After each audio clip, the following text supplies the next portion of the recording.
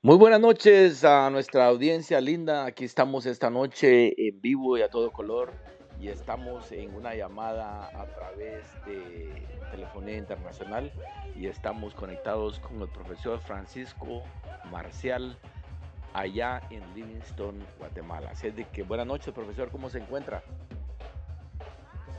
A Dios gracias, bien bendecido y qué bueno pues que nos traslade esta información a toda la audiencia internacional. Es una buena ventana al mundo de poder proyectarnos y gracias Ronnie como siempre altruista y siempre con los brazos abiertos para apoyar a los artistas nacionales de Guatemala. Gracias, profesor. Fíjese que cómo no llamarle y cómo no obtener la información, porque sabemos de que el pororó es patrimonio garífuna de la familia Marcial.